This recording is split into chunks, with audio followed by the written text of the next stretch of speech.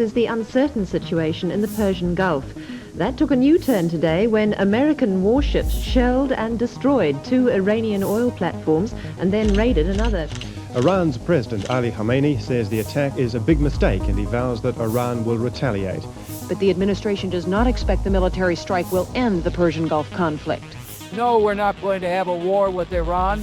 They're not that stupid. In a bold move that's sending shockwaves through the global economy, Iran is threatening to block the Strait of Hormuz. This narrow waterway carries about 20% of the world's oil, worth about $1 billion daily. Iran's move is a response to recent U.S. airstrikes on its nuclear facilities. Tehran hopes to disrupt global energy supplies, drive up oil prices, and raise costs for essentials like gas and food. However, while Tehran views this as leverage, history offers a warning. In 1988, a similar set of events led to Operation Praying Mantis, when the US Navy crushed Iran's entire fleet in a single day.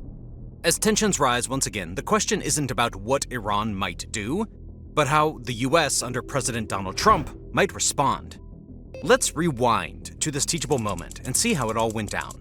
But before that, please be sure to hit the like and subscribe buttons down below. In the early 1980s, 2 Gulf countries, Iran and Iraq, were locked in a brutal war that dragged on for years. It began when Iran went through a major revolution in 1979, and its new government was still trying to get control. Iraq's leader, Saddam Hussein, saw this as an opportunity to strike based on several reasons. Firstly, Saddam was worried that Iran's new Islamic regime government might inspire rebellion inside Iraq, especially among the country's own Shiite population. He decided to nip this threat in the bud before it became a reality for him. He also wanted full control of a key waterway called the Shatt al-Arab, which both countries had been arguing over for years. This river runs along the border between Iran and Iraq, and it is important for shipping oil. Whoever controls it has the upper hand, and Saddam wanted it. At that point of transition, he figured Iran was weak and distracted, so he made his move. But it didn't go quite as planned.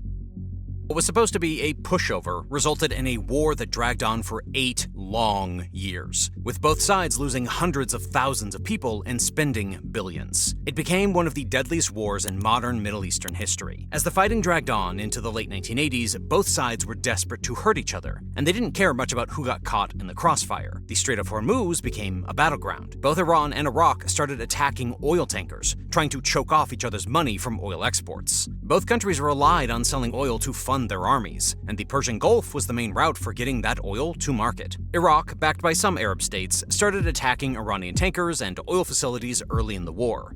Iran fought back by targeting not just Iraqi ships, but also tankers from neutral countries, especially those supporting Iraq, like Kuwait and Saudi Arabia. Iran's Navy and Revolutionary Guard used fast boats, mines, and even missiles to hit ships. These attacks, often called the Tanker War, turned the Gulf into a dangerous place for anyone sailing through. That's when the tide shifted, because this wasn't just a local problem anymore. Oil is the lifeblood of the global economy, and any disruption in the Gulf, even to this day, sends shockwaves everywhere. By 1986, over 100 ships had been hit, and insurance costs for tankers skyrocketed. The world was getting nervous, and the US couldn't ignore it anymore. The much-desired opportunity for action presented itself when Kuwait reached out. Kuwait, a small but oil-rich country, was in a tough spot. Its tankers were getting hammered, and it needed protection. In 1987, Kuwait asked the US and the Soviet Union for help. The US saw a chance to assert its influence in the region and keep the oil flowing. It agreed to reflag 11 Kuwaiti tankers, meaning they'd fly under the American flag and get US Navy protection. This was called Operation Earnest Will, and it started in July of 1987. The US sent warships, including frigates, destroyers, and an aircraft carrier, to escort these tankers through the Gulf. It was a bold move, but it put the US right in Iran's crosshairs. Iran didn't like American ships in what it considered its own backyard, and it wasn't shy about showing it. So began the crazy hostility. The US Navy was not in the dark, though. Aware of Iran's malice, the Navy knew this wouldn't be a walk in the park. Iran's Navy wasn't huge, but it was scrappy. It had a mix of frigates, fast attack boats, and speedboats armed with missiles and machine guns. Iran also used naval mines, which were cheap, hard to detect, and could do serious damage. These mines were often laid in shipping lanes, floating just below the surface, waiting for a ship to hit them. As the US prepared to use the shipping lanes, it brought in minesweepers and helicopters to clear the routes. But it was slow, dangerous work. Tensions were already high when, just 2 months into Operation Earnest Will, an Iranian mine hit a reflagged tanker, the Bridgerton. But still, even though the mine damaged the Bridgerton, it didn't sink the ship or cause any deaths. The US saw it as a serious warning, but not enough to justify immediate military retaliation. At the time, American leaders were walking a tightrope. They wanted to show strength and protect oil routes, but also avoid worsening the conflict. Instead of striking back right away, the US focused on tightening security, gathering intelligence, and preparing for a more calculated response. That calculated response would come not too long after. In September of 1987, a US helicopter on patrol spotted the Iranian ship Iran Azir, dropping mines in international waters under the cover of night. Navy SEALs swooped in, boarding the ship and finding maps and mines that proved Iran's sneaky plan. The US sank the Iranian Azir, sending a warning but not starting a full fight. Now, you would have thought that that was the end of it, but no. The true chaos was just getting started. Early one morning in October 1987, a Kuwaiti oil tanker called the Sea Isle City was sitting at anchor near Kuwait, waiting to be loaded. It had recently been reflagged as an American ship so that the US Navy could legally escort it through dangerous Gulf waters. But on this day, there was no escort. It was on its own. Just before sunrise, an Iranian Silkworm missile came out of nowhere and slammed into the ship. The missile hit the bridge where the captain and crew worked. The impact was devastating to the crew. 18 people were hurt, the American captain was blinded, and another crew member also lost his sight. Though the tanker didn't sink, the damage was serious. As you might have already guessed, the attack shook Washington. The US had been trying to avoid getting dragged into a direct fight with Iran, even though American ships were already escorting tankers under Operation Earnest Will. But the missile strike changed everything. Iran had deliberately fired on a ship flying the US flag. That couldn't go unanswered. So 3 days later, the US hit back with Operation Nimble Archer. Navy destroyers shelled 2 Iranian oil platforms, Rostam and Rashadat, which doubled as bases for speedboat attacks. The platforms burned, their radar and guns wrecked, dealing a blow to Iran's ability to strike in the Gulf. The US wanted that to serve as a warning for Iran to back off, and for a while, it worked. Through late 1987 and early 1988, US ships and Iranian boats played a tense game of cat and mouse, trading warning shots and helicopter chases. Neither side wanted an all-out war, but the pressure kept building. The culmination of all this pressure would soon be felt in just 6 short months. Now let's fast forward to April 14th, 1988, where all hell broke loose. The USS Samuel R. Roberts, a guided missile frigate, was sailing through the Gulf as part of an escort mission. It was a modern ship, built to hunt submarines and protect other vessels. The explosion was massive, blowing a 15-foot hole in the hull and nearly breaking the ship in half. 10 sailors were injured, some seriously, but the crew's quick thinking saved the day. They sealed off flooded compartments, put out fires, and somehow kept the ship afloat. The Roberts limped back to port, but the damage was another wake-up call. Just to make sure no wrong assumptions were made, the US went to great lengths and traced back the mine to Iran by verifying its serial number. This confirmed that it was no accident. Iran was tap dancing on the US's toes. With this, the government had solid proof. This wasn't just a random attack, it was a direct challenge to the US Navy's presence in the Gulf. Armed with concrete evidence, President Ronald Reagan wasn't about to let this slide. The US had already been embarrassed in the region, first by the 1979 Iran hostage crisis, where Iranian students seized the US embassy in Tehran and held 52 Americans hostage, and then again by the 1983 Beirut barracks bombing, where 241 American peacekeeper troops were killed. Reagan wanted to send a clear message: attack the US and you'll pay the price. He ordered a retaliation, but it had to be precise, not an all-out war. The plan, codenamed Operation Praying Mantis, was drawn up quickly. The goal was to hit Iran's navy and military assets in the Gulf, focusing on 2 oil platforms used for, well, more than just oil. These platforms, Sahand and Siri, were Iranian command posts, coordinating attacks and gathering intelligence on US ships. Reagan and his Joint Chiefs knew that destroying them would hurt Iran's ability to strike in the Gulf, thus weakening it. So, with vengeance in mind, the US Navy put together a powerful force for the operation, set for April 18, 1988. 3 surface action groups, or SAGs, were assigned different targets. SAG Bravo, with the destroyer USS Merrill, the destroyer USS Lind McCormick, and amphibious ship USS Trenton, would take on the Sahand platform. SAG Charlie, with the cruiser USS Wainwright, frigate USS Simpson and destroyer USS Bagley were tasked with the Siri platform. A third group, SAG Delta, with destroyers USS Jackson Williams, USS O'Brien, and USS Joseph Strauss, would handle any Iranian ships that came out to fight. The aircraft carrier USS Enterprise, with its A-6 Intruder planes and F-14 Tomcat fighters, provided air support. Marines and Navy SEALs were ready to board the platforms if needed. It was a well-coordinated plan, designed to hit hard and fast. With things in place, it was time for action. The morning of April 18th started early. At dawn, U.S. ships moved into position. The first step was to warn the Iranian personnel on the platforms to evacuate. The U.S. didn't want to kill any civilians or oil workers. They only wanted to destroy the military capability of its enemy. For the Sahand platform, SAG Bravo broadcast a message in English and Farsi, giving troops 5 minutes to clear out. The Iranians didn't listen. Instead, they fired anti-aircraft guns at the U.S. ships. That was their key mistake. The Merrill and Lind McCormick opened fire with their 5-inch guns, pounding the platform with high explosive shells. Cobra helicopters flown by Marines from the Trenton joined in, firing rockets and missiles. The platform was wrecked before long, confirming the success of the first phase of the mission. With the Sahand platform neutralized, the next phase began. Marines from the Trenton were sent in to make sure the job was done. They boarded the platform by helicopter, moving carefully in case any Iranians were still there. They found one wounded Iranian soldier and some abandoned weapons, but no real resistance. The Marines planted explosives to destroy what was left, including radar equipment and communications gear that Iran had used to track U.S. ships. They also grabbed some documents, which turned out to be useful intelligence about Iran's operations. By the time they were done, the Sahand platform was out of action for good, and its role in Iran's attacks was finished. But the overall mission wasn't over just yet. Over at the Suri platform, things went a bit differently. SAG Charlie followed the same playbook, warning the Iranians to leave. Like the Sahand, the Iranians fired back, this time with machine guns. Seeing this, the US didn't hold back. A storm of shells from the Wainwright, Simpson, and Bagley slammed into Siri, sparking fires that swallowed the platform whole. Flames shot up, and thick black smoke choked the morning sky, visible for miles. The destruction was so complete that commanders scrapped the planned SEAL assault. No one needed to board a platform already reduced to a blazing wreck. This fiery takedown showed Iran that the US could crush its Gulf strongholds without breaking a sweat. By mid-morning, both platforms were history, but Iran was about to make things messier.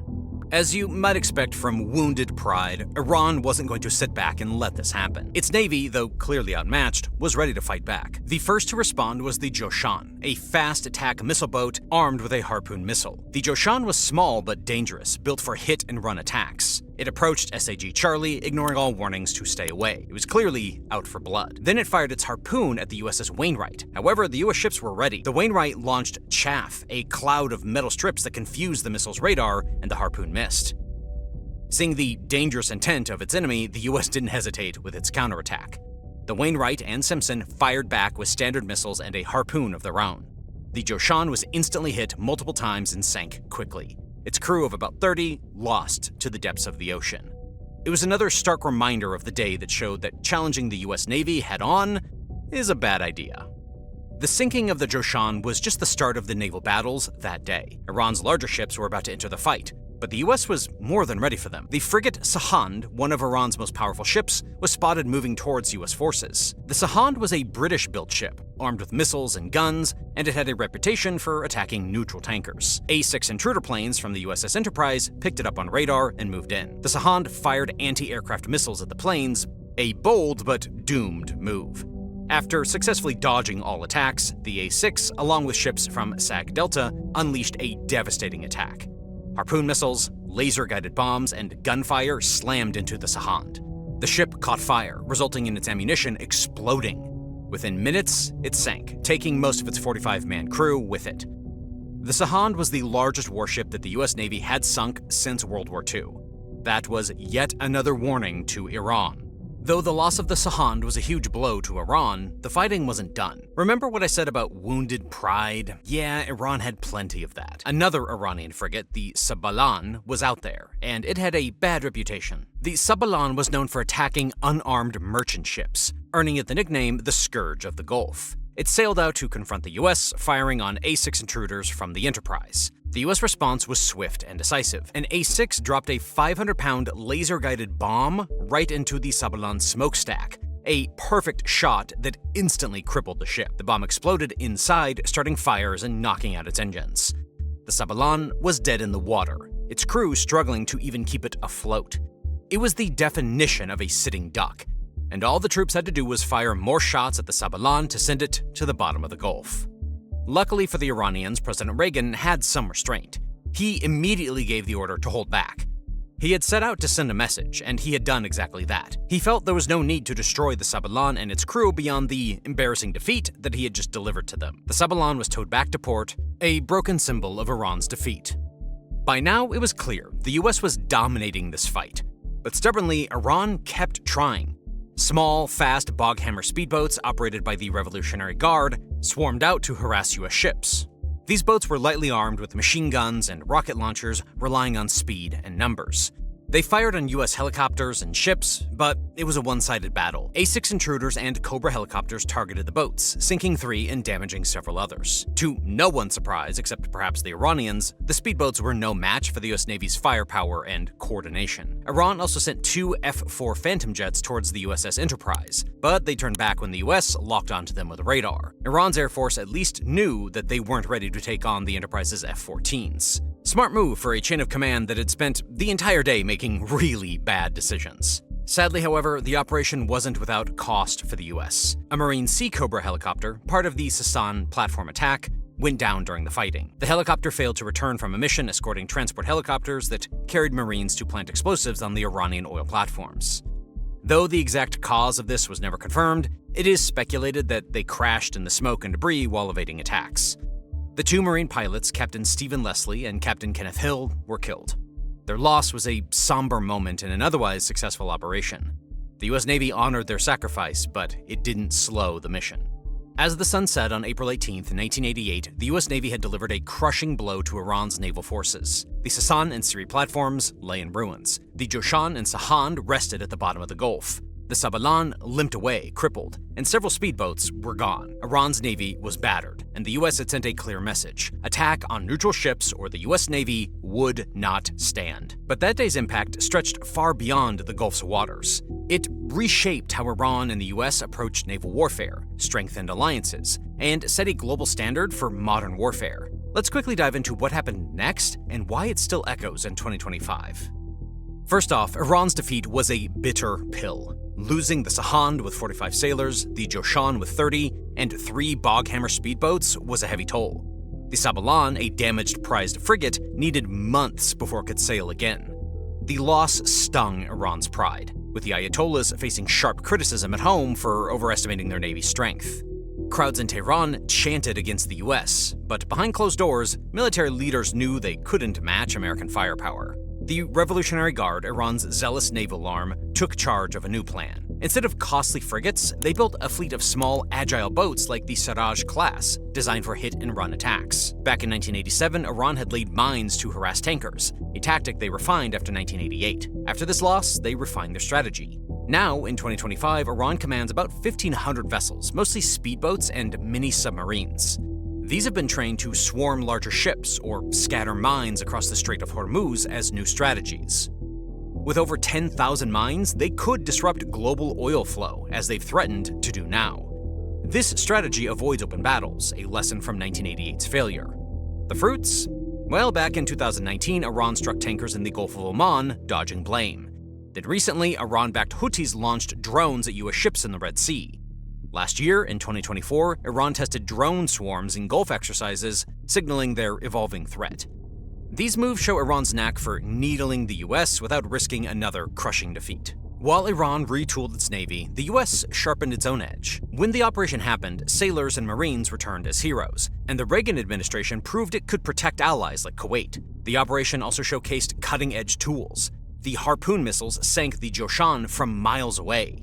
A-6 intruders stopped laser-guided bombs with pinpoint accuracy, and the Wainwright's radar jammed an Iranian missile. These successes drove the Navy to invest in smarter systems. So, in the 1990s, the Navy began running a series of war games and simulations off the coast of California. These exercises focused on how to use missiles more flexibly and precisely. This was especially needed in areas where identifying friends from foes was harder. They tested new targeting methods, faster response times, and better coordination between ships, aircraft, and satellites. As a result of such research and advances, now, in 2025, Arleigh Burke-class destroyer ships carry SPY-6 radar, tracking hundreds of targets at once. F-35 jets, successors of the A-6, strike from beyond enemy reach, while MQ-4C Triton drones patrol the Gulf, spotting mines or boats day and night. Carrier strike groups with 7,000 sailors drill for Iran's swarm tactics, a direct nod to Iran's tactics.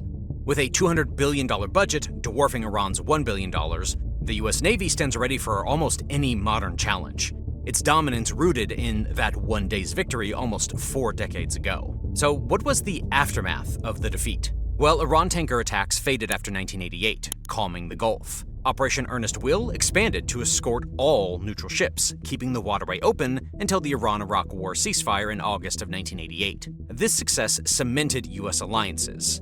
Kuwait, Saudi Arabia, and the UAE trusted the US as their shield. This led to a major base in Bahrain, now home to 9,000 personnel. It also led to ongoing defense deals with Gulf nations to this day. Back then, European nations reliant on Gulf oil urged stronger US patrols, fearing price spikes. Now, joint drills with the UK and Australia are held yearly in the Gulf, practicing countering missile boats. Iran's allies like China and Russia stage flashy drills but lack the US's staying power. China, inspired by praying Mantis, built Type 052D destroyers with advanced missiles, learning from 1988's blend of air and sea power. As you can see by now, the operation became a blueprint for modern navies, showing how technology and teamwork can overwhelm a foe. The Gulf's waters have always been a stage for power plays, and Operation Praying Mantis was a show of strength that still looms large. That day, in 1988, the US Navy taught Iran a tough lesson. Challenging the world's mightiest fleet comes at a steep cost. The Persian Gulf stayed open for business, and the world kept turning on its oil. Now, in 2025, Iran's threat to choke the Strait of Hormuz with mines and boats stirs up old memories. If Iran follows through, it's betting on a risky hand. The US Navy, with its 30 ships patrolling from Bahrain, F-35 jets soaring overhead, and drones watching every ripple, is ready to act fast. A single misstep could see Iran's speedboats sunk and its missile sites flattened in just hours, just like 37 years ago. If the blockade goes through, oil prices would spike, hurting Iran's own shaky economy more than anyone else's. Saudi Arabia, Qatar, and the world's markets would feel the pinch, but the US would keep the strait flowing, as it always has. Iran's leaders know the odds, yet they rattle sabers to flex their pride. History doesn't lie. Picking a fight with the US Navy? It's a losing game. So why would Iran roll the dice when the stakes are so high? The Gulf watches, and the world waits, knowing one spark could light a fire only the US can douse.